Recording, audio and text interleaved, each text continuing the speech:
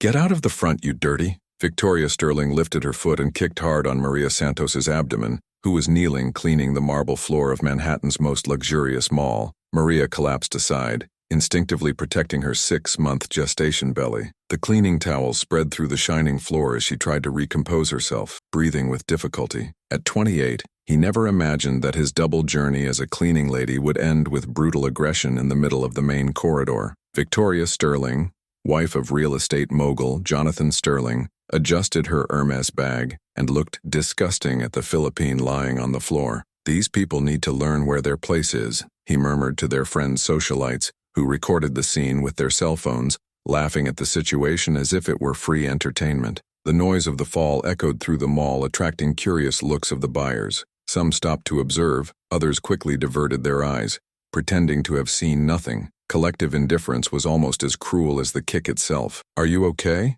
asked a client who witnessed everything, extending his hand to help Maria get up. It was one of the few people who had the courage to approach. Maria accepted the help with dignity, discreetly drying a tear. Her dark eyes found Victoria's for a moment. There was no hatred in that look, just a strange serenity that made socialite frown, bothered by something she couldn't identify. "My husband is already getting me," Maria said low, but clear enough for Victoria to hear. Something in those simple words carried a weight that the millionaire's wife could not understand, as if there were layers of meaning hidden behind the seemingly harmless phrase. The mall manager appeared quickly, visibly nervous in recognizing Victoria. "Mrs. Sterling, can I help her with something? Maybe we better call security to remove this employee," he said, clearly more concerned with pleasing the VIP client than protecting his own employee. "It is not necessary," Maria replied, collecting her things with calculated movements. "I already finished my turn." She walked towards the exit of the staff, a hand always protecting her belly, leaving behind a tense silence that seemed to carry electricity in the air. Victoria observed the woman to move away with a mixture of unexplainable satisfaction and restlessness. Something in the posture worthy of that cleaning lady bothered her deeply, as if there was more behind that apparent submission. It was as if Mary knew some secret that Victoria was completely unaware of. "What dramatic," commented one of his friends still filming. "These immigrants always exaggerate everything. You'll probably try to sue you for it." Victoria laughed, but her laugh sounded forced. "With what money? She can barely pay the rent. Imagine hiring a decent lawyer." The mall's security guards finally approached, but Maria was already far away. One of them recognized Victoria and bowed slightly. "Mrs. Sterling, we can review the cameras and remove any evidence from this incident if you prefer." "Don't worry," Victoria replied, setting up the platinum blonde hair. "It was just a smaller accident, nothing that deserves attention." But something continued to bother Victoria as she watched Mary disappear through the staff's door. The calm of that woman, her total lack of anger or despair, that comment about her husband, it was as if she was playing a role, hiding something much bigger. What Victoria Sterling did not know was that that kick had not only hit a simple cleaning lady, she had aroused a force that remained asleep for years, waiting for the right time to emerge. Maria Santos was not the one who appeared to be, and the price of this discovery would be higher than anything the fortune of Sterling could buy. While Maria waited at the bus stop, her hand gently caressed her injured belly. His eyes reflected a silent determination that only those who truly know the power of patience can recognize. In the pocket of the uniform, his phone vibrated with a message that made an almost imperceptible smile appear on his lips. The message had only 2 words: "It's ready." Maria quickly typed an answer. She bit the bait. "You can start phase 2. Across the city, in a law firm that Victoria Sterling would never dare to step on, someone very powerful had just received exactly the confirmation she had been waiting for months. If you are enjoying this story of justice and overcoming, be sure to subscribe to the channel. What happened in that mall was just the first act of a turnaround that would forever change the lives of everyone involved. Ovando that some people make the fatal error of underestimating exactly the wrong people. The video circulated as fire on social networks. In less than 2 hours, wife of billionaire pregnant Filipina already had 500,000 views on TikTok. The comments were devastating. "Rich disgust? Karma will arrive. Someone needs to sue this crazy." Victoria Sterling watched the numbers grow from the convenience of their coverage in Manhattan, laughing while taking champagne. "These people have nothing to do beyond sealing on the internet," she told her husband Jonathan, who flipped into real estate contracts without real attention to his wife's digital drama. "Maybe you should be more careful," he murmured, without raising his eyes from the papers. "We don't need negative advertising now." "Negative advertising?" Victoria laughed loudly. "Jonathan, dear, this internet kiddigo forgets everything in a week. What's more, what will an illegal cleaning lady make me process with what money? In fact, Victoria was so confident in her impunity that she began to provoke even more. He posted a photo on Instagram taking champagne with the caption, "Some people were born to serve, others to be served. That's how the world works." The comments exploded again, but Victoria did not know that Maria Santos was right now sitting in an office that cost more for an hour than she earned an entire month. Lawyer Marcus Chen, senior partner of the firm Chen & Associates, watched the video on the tablet carefully for the third time. "Dosed physical aggression, public humiliation, possible racial discrimination," said Chen, making precise notes. "And the victim is pregnant. This multiplies the damage exponentially." Maria caressed her belly, where a small purple bruise was still visible. "It's not about money, Dr. Chen. It's about dignity. People like her need to learn that we are not disposable objects." "I understand perfectly," Chen replied, closing the tablet, "and I can guarantee that when we end, it will understand this lesson very clearly." Across the city, Victoria posted stories on Instagram showing her spa routine, apparently immune to criticism that multiplied every minute. She had no idea that each post, each arrogant comment, every demonstration of indifference was being carefully documented. Victoria's phone rang. It was Melissa, her best friend and gossip partner. "Vicky, did you see the comments? Are you saying you should be arrested?" "Please, Mel." As if the opinion of this rabble imported, Victoria replied, applying golden face mask. "It's just envious people who will never have what I have." "But the video already has over 1 million views," Melissa insisted with nervousness in the voice. "Hey, do you think anyone important will waste time on it?" "Please, Mel, these people live in another world.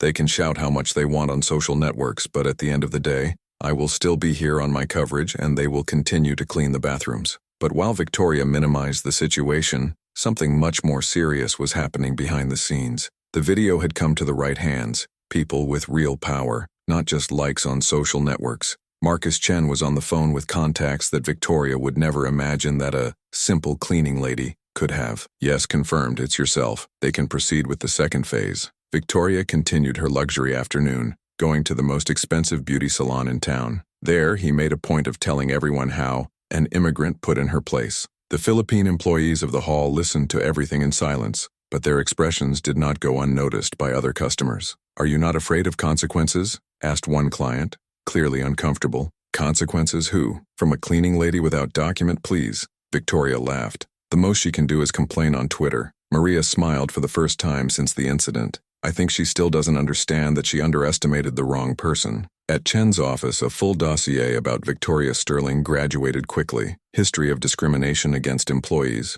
abusive treatment for service providers, racist comments documented in former employment audios. The pattern of behavior was crystalline. "Dr. Chen," Maria said, watching the city that Victoria thought from the window thought, "She really believes it's untouchable. Don't believe it?" "Believe me," Chen replied, organizing the documents, "and this arrogance will be exactly your ruin." That afternoon, Victoria received a call from her press officer. "Victoria, we need to talk urgently. The video is gaining traction in traditional media. It's just a silly video, Sandra. Tomorrow no one else will remember. CNN is wanting an interview with you." Victoria smiled maliciously. "Great. I'll take the opportunity to explain how these people distort everything. Mark tomorrow." Victoria Sterling was still posting, laughing, living as if nothing had happened. "I did not know that every hour of indifference that showed was digging an increasingly deep hole to his own fall." That night, while Victoria had dinner in a 5-star restaurant, Maria was home preparing something that would change everything. It was not just a process, it was a complete strategy that would reveal who Victoria Sterling really was behind the facade of wealth and privilege. What Victoria did not imagine was that that insignificant Philippine she had kicked had connections that would make her crystal world collapse like a card of cards. Every arrogant laugh, every discharge of this gentle was being turned into ammunition into a battle she didn't even know she had started. The perfect storm was forming, and Victoria Sterling danced happily in the eye of the hurricane, completely oblivious to the fact that her life of privileges was about to be shattered by someone she considered too inferior to deserve her respect. But what she would soon find was that Maria Santos kept a secret that would turn all that arrogance into pure terror, a secret that would prove that sometimes the most powerful people are exactly where you least expect them to find them. 3 days later, Maria received a call that made her heart accelerate. "Mrs. Santos, here is Dr. Marcus Chen's office. We need to set an urgent meeting to discuss your case." Maria smiled as she caressed her belly. It was exactly what I was expecting. Not because she needed cool help, she had a lot more resources than Victoria would ever imagine, but because she wanted everything to be done right, documented, and irreversible. In Chen's office, Maria sat calmly as the lawyer reviewed the documents of the case. Mrs. Santos, I must be honest. Cases like this against people of the social position of Sterling are extremely difficult to win. Dr. Chen, Maria interrupted softly. Can I ask a question? Have you heard of Santos Global Holdings? The lawyer frowned. The Philippine investment company, one of the largest in Asia? Of course, but I don't see the connection. Maria opened her bag and placed a business card on the table. Maria Santos Rodriguez, Executive Director, Santos Global Holdings. The silence in the room was deafening. Chen took the card with trembling hands, his eyes traveling the information several times as if he could not believe what he was seeing. Lady Rodriguez, he stammered. I didn't understand. Why are you working as a cleaning lady? Because my husband Diego and I were investigating irregularities in Sterling Industries' real estate contracts. We found that they are using ghost companies to launder Mexican cartels. Maria put another document on the table. For 6 months I worked at several Sterling family establishments, documenting how they treat immigrant employees. What happened at the mall was just the icing on the cake. Chen looked at the documents with growing admiration and horror.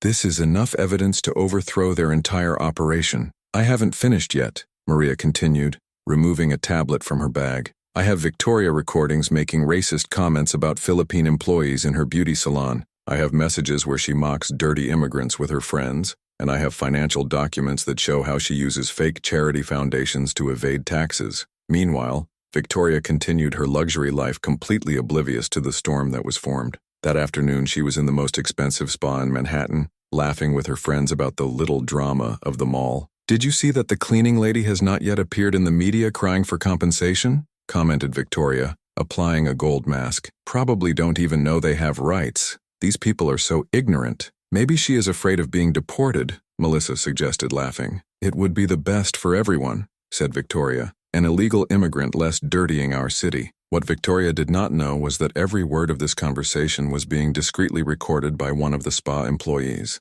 a Maria cousin who had worked there for years, supporting daily clients' humiliations like Victoria. That night, Maria met her husband, Diego Rodriguez, in the coverage apartment that they kept secretly in Manhattan. Diego was a renowned financial investigator, a specialist in white-collar crimes. How was the meeting with Chen? Diego asked, hugging his wife carefully. Perfect. He almost faint. Not who I really am. Maria laughed. And you? Got the last piece of the puzzle? Diego smiled, showing a folder full of documents. Sterling Industries is involved in money laundering on a much larger scale than we imagined. When it explodes, it will not only be Victoria that will fall, it will be the whole family. Are you sure you want to move on? Asked Diego, worried. This will completely destroy their lives. Maria caressed her belly where there was still a purple brand of the kick. Diego, for 6 months I heard this woman humiliate dozens of immigrants. I saw her make pregnant employees work to the limit, without proper medical care. I saw her mock people who can barely pay the rent. She got up and went to the window, watching the lighted city. The kick was just the moment she revealed who she really is facing the cameras.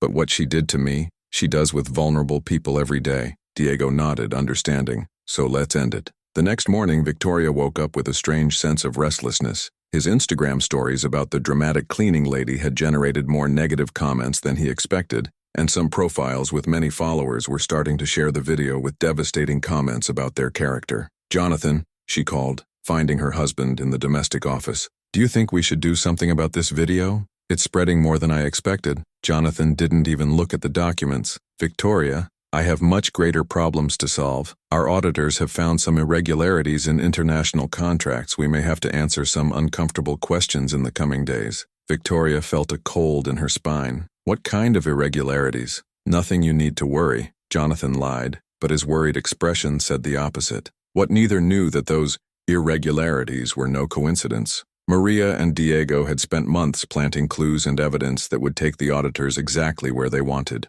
While Victoria was preparing for another day of beauty shopping and treatments across the city, Maria finished the last details of a plan that would turn the life of the arrogant socialite into a public nightmare from which she would never recover. The trap was mounted, all the pieces were in place, and Victoria Sterling was about to find that she had chosen the wrong person to humiliate. But the worst of all was that she still had no idea of Tsunami, who was about to hit her with the force of years of accumulated karma. Friday morning began with a call that made Jonathan Sterling to knock hot coffee on his mahogany table. "Mr. Sterling, here is the FBI. We need to talk about Sterling Industries' financial operations immediately." Victoria was in the salon when she received the first wave of messages on her cell phone. Hundreds of notifications arrived simultaneously. The video of the aggression had been replaced, but now with devastating information about its true identity and the family company. "Mrs. Sterling," nervously whispered the manicure, "are you seeing the news? Are you talking about your company?" Victoria took the phone with trembling hands.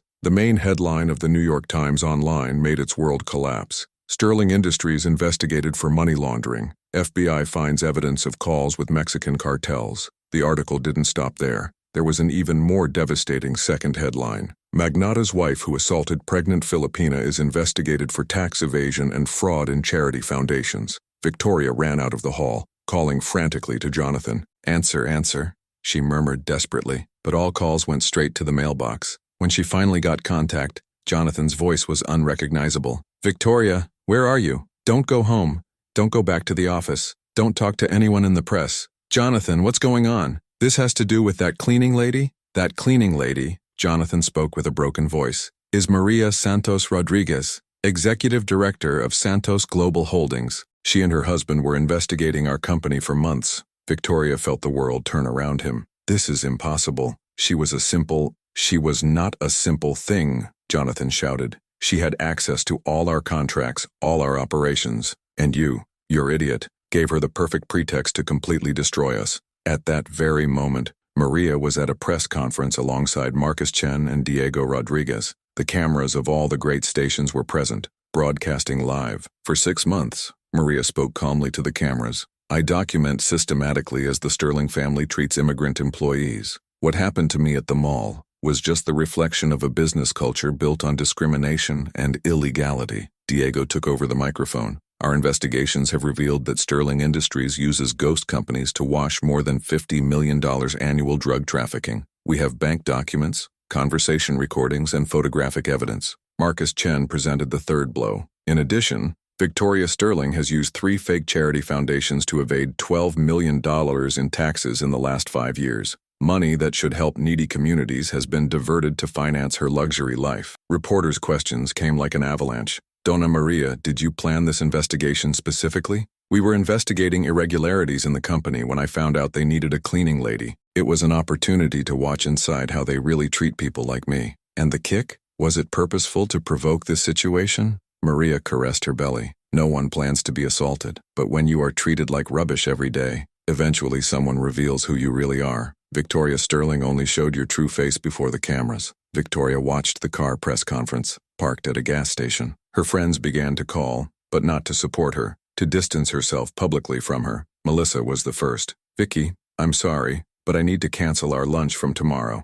and also our lunch next week. Actually, I think it's better not to see for a while." One by one, the friend's socialites moved away. His profiles on social networks began to erase photos with Victoria. The beauty salon called canceling its treatments. The personal trainer said his agenda was full indefinitely. Jonathan came home that night with an expression that Victoria had never seen. Complete defeat. "We lost everything," he simply announced. "The accounts are frozen. The company is under federal intervention. Our house is being mortgaged. And you are being indicted for aggression, discrimination, and tax fraud. But we can hire the best lawyers." Victoria was still trying to negotiate with reality. "What money, Victoria? With what money?" Maria's press conference had become viral, but in a completely different way from the original video. Now she was celebrated as a heroine, someone who had risked her personal security to expose the corruption of a powerful family. The last blow came in the form of a connection by Marcus Chen directly to Victoria. "Mrs. Sterling, if he accepts to declare himself to blame for all the charges and completely collaborate with the investigations, can negotiate a reduced sentence. Otherwise, he is looking at 15 to 20 years in prison." Victoria, who 3 days before she laughed at the idea of a cleaning lady without money processing her, was now begging for the same woman who had kicked like garbage. But Mary's answer was definitive. Some lessons only learn when everything is lost. Perhaps in prison she finally understands the value of human dignity she trampled throughout her life. While Victoria Sterling saw her world of privilege collapse completely, a question echoed in her mind. How could she have been so blind to the point of not realizing that she was attacking exactly the wrong person? 2 years later, Maria Santos Rodriguez was sitting at his executive office at the new headquarters of Santos Global Holdings in Manhattan, watching the panoramic window the city's view that one day saw her to be humiliated on the floor of a mall. The company had become one of the largest investment holdings in the United States, specializing in promoting ethical and sustainable businesses. Maria had used the entire millionaire indemnity of the Sterling family to expand operations and create a support fund to entrepreneurs. "Mrs. Rodriguez," said her assistant, "Forbes magazine is on the line. They want to confirm the details for the cover of the next edition about women who have turned adversity into empires." Maria smiled, gently caressing her daughter Isabella's head, who played on the office carpet. The girl was born healthy despite the trauma suffered during pregnancy and grew in an environment where dignity and respect were fundamental values. At that very moment, across the city, Victoria Sterling walked the streets looking for a job. His life had become a continuous nightmare since the whole truth came to light. Jonathan was in prison serving 15 years for money laundering. She had been sentenced to 5 years for aggression and fiscal fraud, but got parole after 2 years. All goods had been confiscated. The coverage, the car luxury, the jewelry, all sold to pay fines and compensation. Victoria now lived in a one-room apartment in Queens, depending on social programs to survive. "I'm sorry, but we're not hiring at the moment," said the fourth store manager, where Victoria tried to get a job that week. His criminal record and the notoriety of the case made it impossible to find work anywhere respectable. The ancient social friends avoided her as if she were contagious.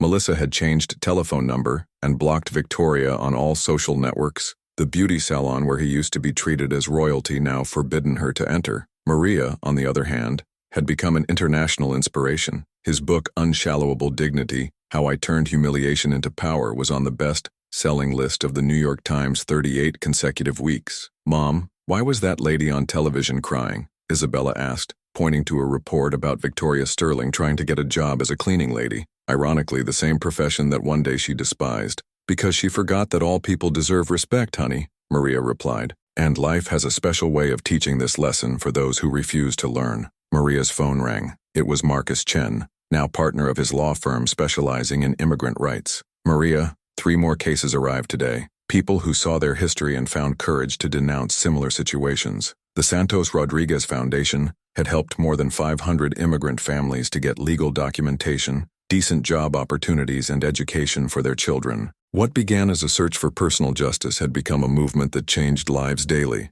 Victoria that night was looking at the stained mirror of her tiny apartment. Her hands, once handled weakly, were now harsh to seek work so much. Her hair, which cost $1,000 to fix, was now cut into popular hauls. She finally understood what Mary had tried to teach that day at the mall. Dignity is not bought with money but built with character. Unfortunately, this lesson had come too late. Maria ended up reading to Isabella, teaching her in Tagalog and English, creating a girl who would grow up knowing that her strength was not privileged, but of solid values and honest work. "True wealth," Maria whispered to her daughter before bed, "it's not what you have, but in the respect you achieve being a good person." 2 years after the kick that changed everything, Maria had proved that the best revenge is not to destroy who hurts you. It is to build something so beautiful and powerful that it makes the opinion of those who once considered you inferior. Victoria Sterling tried to humiliate an immigrant but ended up humiliating only herself. Maria Santos Rodriguez showed the world that dignity is unshakable when it comes from within, and that underestimating someone for what it appears to have may be the most expensive mistake a person makes in life. If this story of overcoming injustice has touched your heart, subscribe to the channel for more reports that prove that respect is achieved with character, not a bank account. Because in the end, we all reap exactly what we plant, and some seeds take years to germinate but always flourish.